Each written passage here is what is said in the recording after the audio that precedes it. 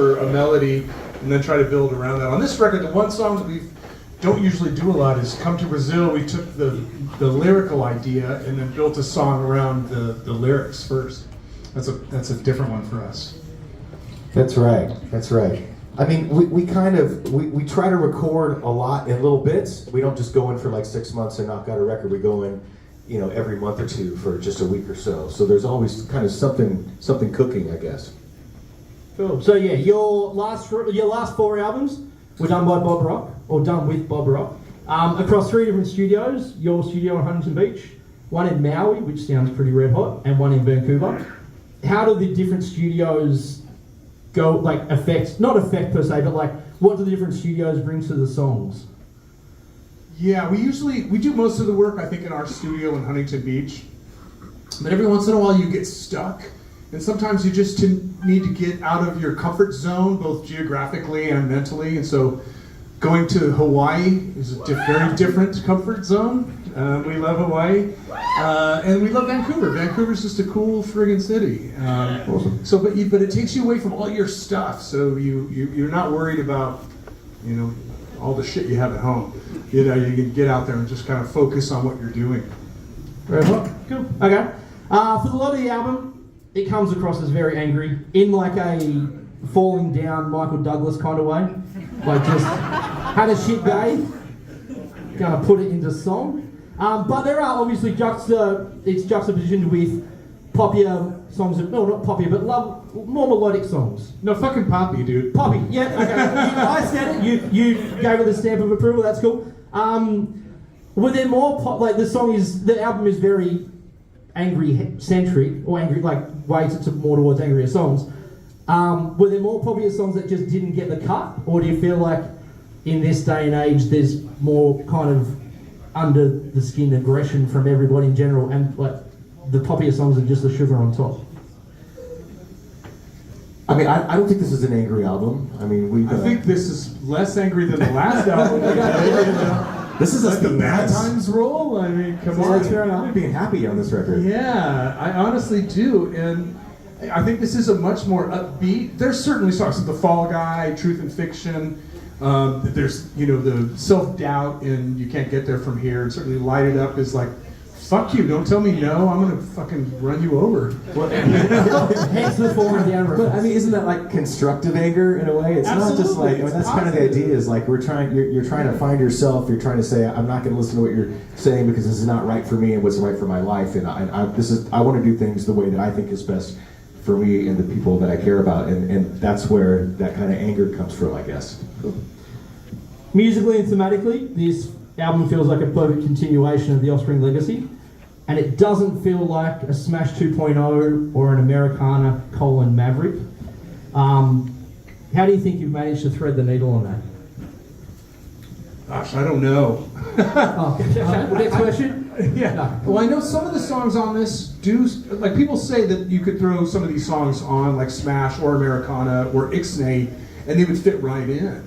And I think that's true. If you look at, one of the popular songs, Okay, But This Is the Last Time, we were talking about how the similarities with Self-Esteem, at least thematically, if not, musically. The guy in that song's almost got enough self-esteem to say no. Almost. He's getting there. Yeah. So there is a throwback, but at the same time, we try to flesh out the songs a little differently, make them sonically just better, bigger. We're always trying to do that. Right? What do you say, Tex? You want to make it similar but different. The same but different, right? Yeah. I mean, I think there have been certain albums that we've done where we felt like we wanted to expand what we were doing musically. Like Ixnay would be a good example of that. We couldn't just go back and do another Smash at that time, for example. And this record just kind of felt like, let's just pull back to what feels natural to us and not think about it too much. And that's what came out. So I think you're probably right that some of it could come off of Smash or Americana or whatever, what have you. Cool, lovely. You've said you probably won't ever write a Kid A or your Kid A or Sgt. Pepper's because you get to try a whole bunch of different things on albums, and you're very comfortable as a band and don't really want to change direction in that kind of way. But are there any wild ideas that you have tried that were just like, you know what, let's just press delete on that idea? we're not going to tell you what they were. That's right. But I think if you took a song off every record and put a record out of those, let's say you take We Never Have Sex Anymore with When You're in Prison, with Pain of the Man, that would be our kid A. Right? We just snuck it all in. Is this a 30-year project that you've been working on? Yeah, exactly. Yeah, just wait till you hear that one. Are there any artists or albums that you were listening to during the creation of the album that you kind of feel influenced it that would surprise some people? Oh gosh, where can we go with that one? Yeah, I don't know. Anything jump? We're in a safe space, that's okay. Yeah, Adele. I hear listen that. to a lot of Adele. It's obvious. Chapel Roan. Right.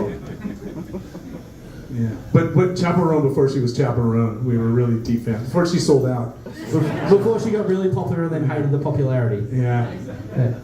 I mean, we're always looking for new music. That's one of the coolest things about working with Bob is looking in the studio and Bob will go, have you listened to this new record? Or I just went back and listened to like David Bowie's Hunky Dory and there's this one song and there's this one part. Isn't that cool? We talk about this stuff. We really do deep dives while we're sipping our coffee, and then we go into the engineering room and go, okay, what are we doing? What are we working on? So all that stuff comes into play somehow. Cool. Does anyone else want to ask any questions about the band before we go any further? Joel. Gentlemen. Yep. Hi. I'm flying down to Melbourne to see you guys. I was wondering, is it going to be the same set list as the Supercharged World Tour, or is the Light It Up concert like a completely different concert? Also, thank you for noticing. I don't know. What would you like to hear? Original guy. Original Prankster. Okay, yeah. Yeah, I know that. I won't say that. I've got more questions. I'll save the guests to the end. Well, let's bring everyone else into it. Basically, tell your name and something that the fans might be surprised to learn about you. Starting with yourself. Oh, that's your question? Yes. Your name is the question. What is your name? And who is your daddy? And what Okay, I got the first one. Yeah. I know Cincinnati. Like a game show right now. My name is Todd Morse. You know the guy. You might be surprised to know that I'm from the East Coast. I'm the only guy in the band from the East Coast. H2O. Hey, Joe. H2O, yeah, there you go. Think of it all. Oh, okay. Some hardcore fans there. Hardcore. Some hardcore fans. You guys been to the WAP tour? That's how my mom says the Warped Tour. Yeah. Another thing you didn't know about me. Cool. Okay. Jonah. I'm Jonah Nimoy. Yay! Hey. Well, the first record my dad ever got me was Smash by the Offspring. I went into a Tower Records with my dad looking for a Kiss record. And my dad, No, come on. my dad said the same thing. He said, I vividly remember I was like 7 or 8, and I was like, I really want Destroyer, and he's like, fuck that. I'm buying you this record by a band called The Offspring. I'm born and raised in Los Angeles, so the band was always on the radio, and I grew up being a fan, but I didn't know much about the band, and then I bought Smash, and I learned how to cuss because of that record. And the rest is history. Thank you, doctor. And Did you get the Kiss record too, though? eventually, but Good. I'm Dexter Holland. I'm the singer of the band. People might not know that I'm not actually singing on the records. It's all AI. No, I'm just kidding. People might not know that I collect stamps. Actually, that's right. My dad got me into collecting So stamps. you're a philatelist. A philatelist. That's right. Yes, that's right. Yeah, my dad's Gotta be Canadian. careful how you say that. He's Canadian, so he loved to collect stamps from Canada, Australia, UK, all that kind of stuff, and he got me into it. And I used to collect the Isle of Man stamps, actually. So yeah, there you go. All of them. Yes. That's the right answer. Or not enough. That's right. Anyway, and that's about it. Hello, my name is Brandon Pertzborg. Thank you. Something that people find pretty intriguing is that prior to me playing with bands like Black Flag and Suicidal Tendencies, I never grew up being a punk drummer at all. At all. And I quickly got submerged into the world, and I very quickly fell in love with the punk rock world, but I never grew up playing it.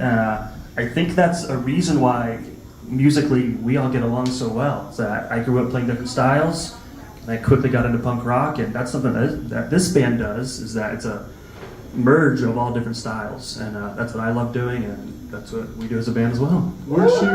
Yeah, let's hear it. That's right. Yes. I just want, because you told me something. You heard. I know what you're gonna say. You heard Yeah. Hammerhead on the radio. Yeah, so that was one of the first songs I learned how to play on drums, and it's a really fast double time punk song, and I couldn't do it well. But aside from like some Offspring stuff and some other bands here and there, I wasn't a punk drummer at all. So kind of had to get into it quickly, and it became my lifelong love overnight. I think you've done it. I think you've nailed it. Yes. All right, I don't think anyone here at least knows that I can do the alphabet backwards. That sounds like the kind of thing you can't just say and not do. So when you're ready. ZYXWVU2SRQPONMONMLKJIHGFEDCBA. Okay, now for those of you who may have played a little too much Australian footy, ZYXWVUTSRQ. Now, in California, when you get pulled over, one of the field tests they do to see if you're drunk is they might ask you to say the alphabet backwards. And so Noodles has been practicing it for years, just so that he's prepared in case. And I think you got it down. Works like a charm every fucking time. I never drive drunk. I don't drive drunk. I would never do that.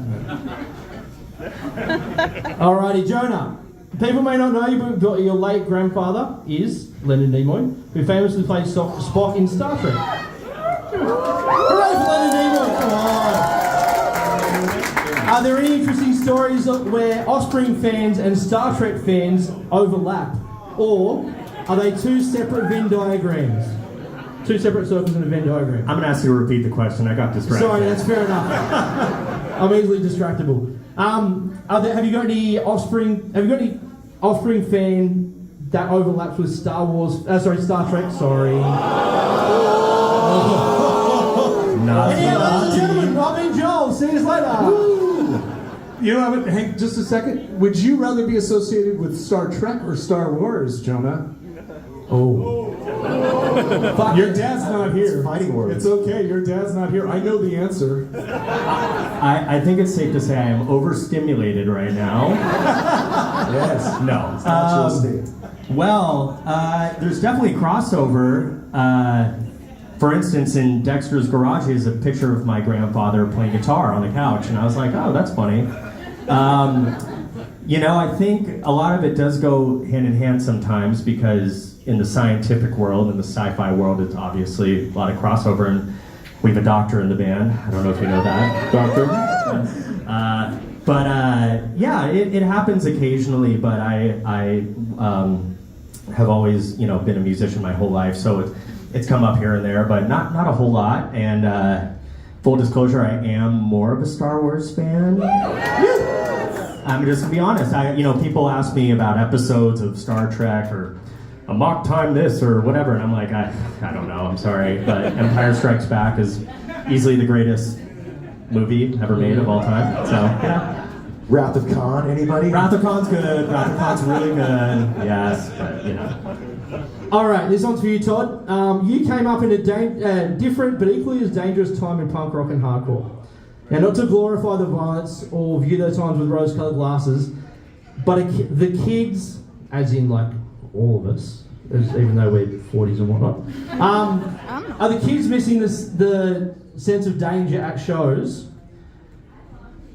Or is the fact that shows are generally a safe space now for the betterment? Like, when I was younger and I used to sneak into overage shows, I was fucking scared, but that was the appeal. Like, is it better that that's been removed from it and everyone's happy, but it's a safe place where you can fly your freak flag, or are there pros and cons to it? I don't know if it's better. I mean, Dexter said something earlier. He said constructive anger, you know, and I came up in the hardcore scene that was a bunch of positive guys, and we looked at the pit and the danger as a positive way to let out your aggression. But that always attracts the people that are there because they're fucking really mad, and they really want to be dangerous, and they really want to hurt people. So it's always the positive guys, and then like the skinheads and the thugs. They're all trying to work it out, trying to work out this anger thing, and that was dangerous. You know, that was really dangerous, and I loved it. You know, when I was younger. Now, I'm not really looking for danger. You know, as your kids get older and start getting into this. Yeah. I'm trying to keep my kids out of danger. I'm glad there's less gang mentality and all that. It's still plenty dangerous. But we came up at a time where almost always there were some Nazi skinheads at a punk rock show, and they're not here tonight, are they? That's right. I mean, the whole thing about punk rock was supposed to be, I thought, about bringing people together, right? That's the whole idea. And so I think we're seeing, there's definitely bigger mosh pits now for us, but they're kinder, gentler mosh pits, I think. And that's all right. That's okay. I like that. Well, it's not malicious anymore. They're in it together. We're, throwing elbows and shoulders and knocking people down, but as soon as somebody gets knocked down, everyone jumps in to pick them back up. Still getting out our aggression, but we're taking care of each other. I think that's rad about the scene that I see today. Fantastic. Okay. You can applaud that, come on. Yeah. All right, Brandon, you play with some of the most wildest, or at least intimidating people in rock and roll. If I could just quickly list your bona fides. Marilyn Manson, Mike Muir from Suicidals, Fred Durst from Limp Bizkit, Doyle Wolfgang Van Frankenstein from his band, and Mike V. How different is it playing with two guys in Dexter and Noodles who come across as mellow and well balanced compared to being in the tour van with Marilyn Manson? Wow. Well, don't be honest. Don't be honest.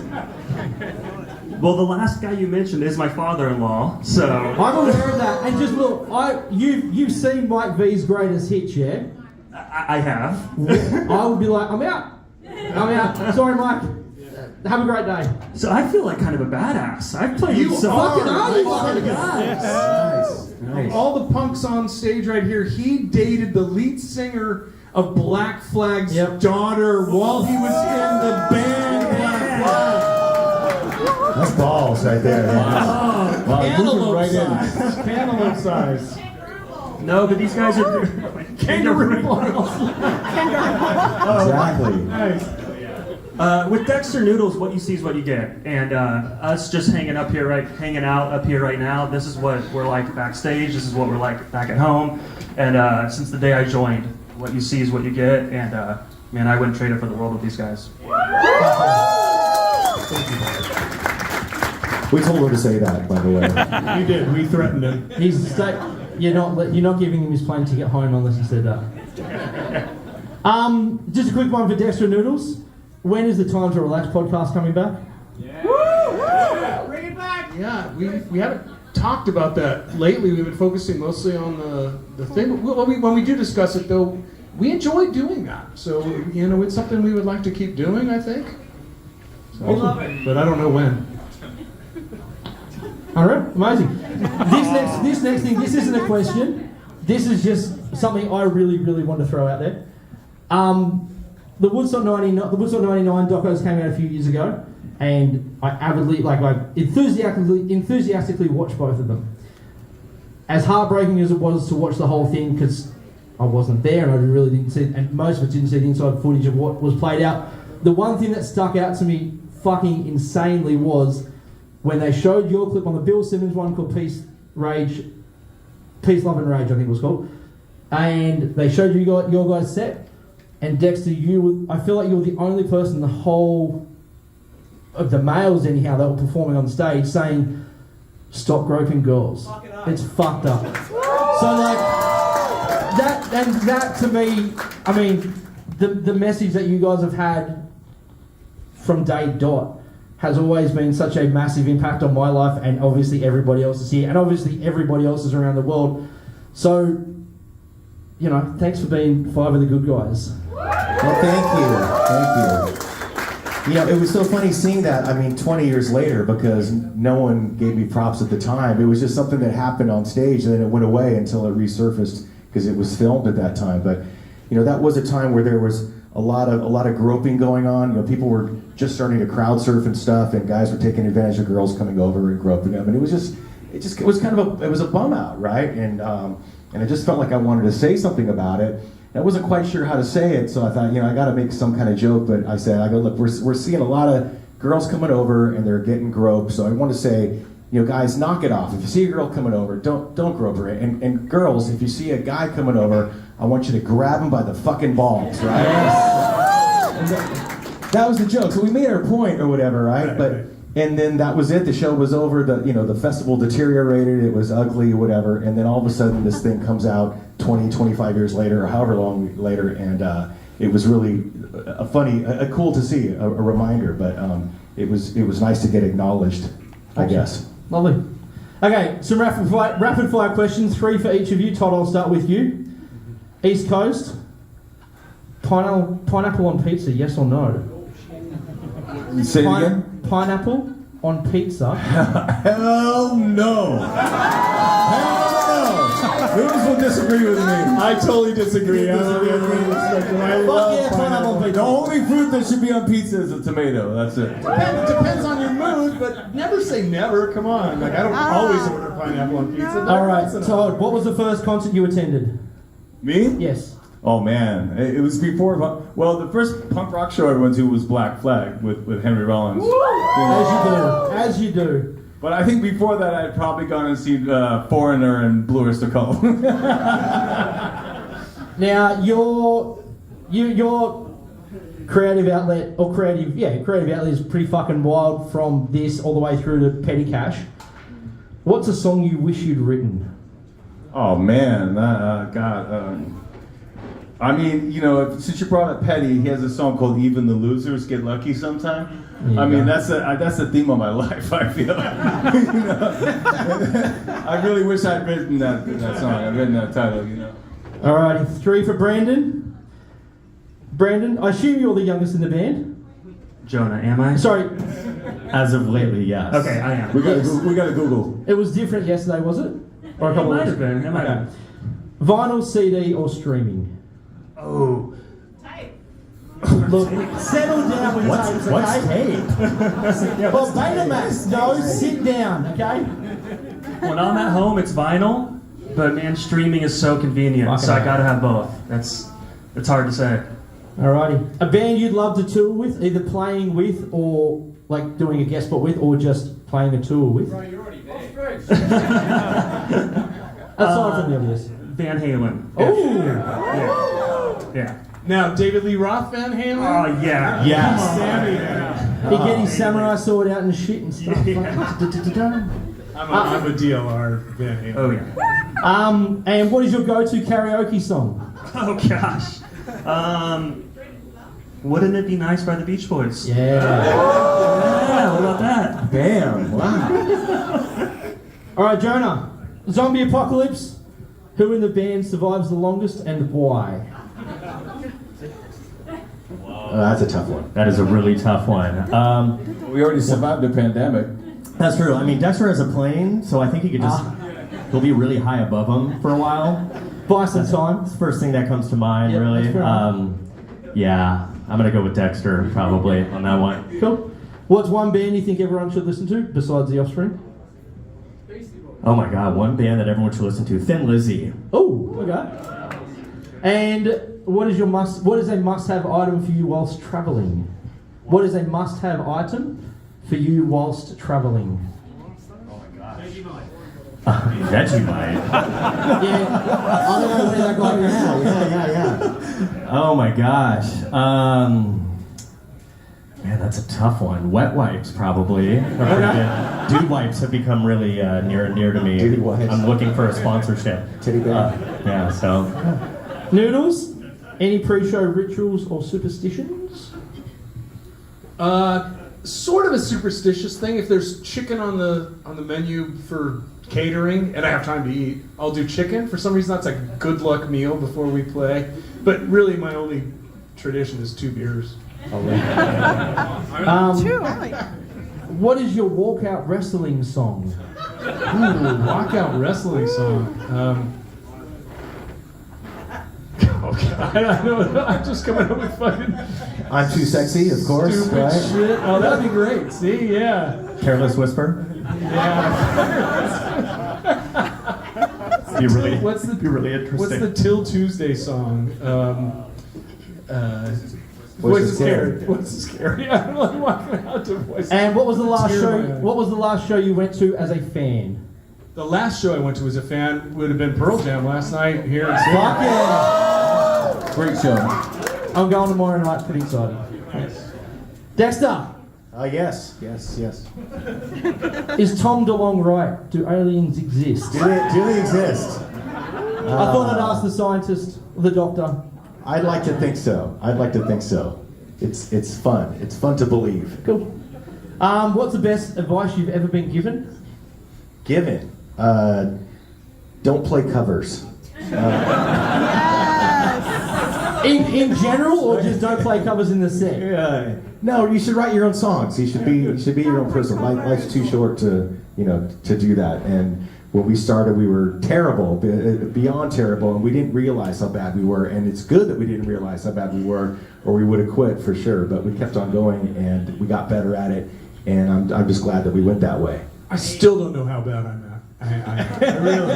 He has no idea. Completely. Alrighty, and denial. last question. Yep, I mean. No, I've got one more. I've got the microphone, son. You were there. You've known the guy for nearly 40 years. What does Fletcher have against bass guitars? What does Fletcher have against bass guitars? At the NoFX show, where he just went, I'm going to grab every bass in existence and destroy it. Oh, I think it was just the closest thing. Right, okay. Something was going to get destroyed, right? Yeah. He's been known to tackle singers and whatever else. So he's a sweet guy, actually. You wouldn't think so, but he actually is. There you go. This is collectively for all of you. After being in a band for 40 years, a number of genre-defining for 30, 11 albums, millions of copies sold, numerous laps around the globe. This is the question. Is Spinal Tap more or less relevant as time goes on?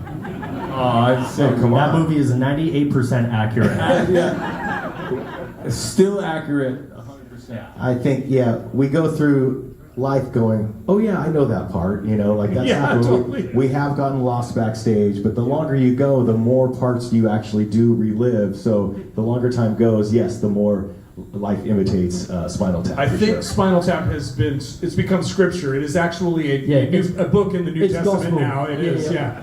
Absolutely. The Book of Christopher Guest. We still watch it regularly. Yeah. One time on the bus, we watched it, and it ended, and we started it over again and watched it again. That's the way to do it. Last question. What's next for the Offspring? In the foreseeable future, not tomorrow. Massive Or not tour in what's the- Australia, obviously.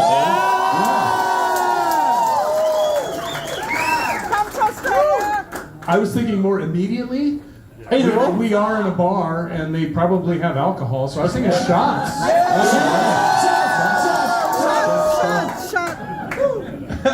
Then world tour. Alrighty. Then world tour. Shots first. Alrighty, so we're going to do some trivia. We are going to the band is going to pick one member from the crowd each to come up. You are going to buddy up with that member of the band. So gentlemen, if you'd like to pick somebody from the band. Who's the guy? That's right, from the Who's the band? guy that yelled H2O? Yeah, come on. Come there, steps here, this way. Make your way to this corner, there's steps there. Everyone else can pick someone.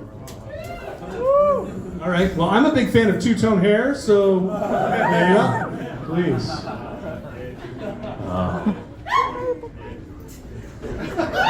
My turn to pick? Okay. I gotta pick you. Yeah, come on. Come on up. So stand behind your Offspring. I think it would go the other way around.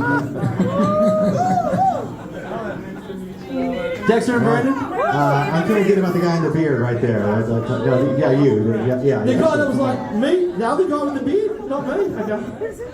And Brandon? Right here with the poster. All right. Yep. Now let's get the ball rolling while this gentleman comes up. What is your name? Yell it out.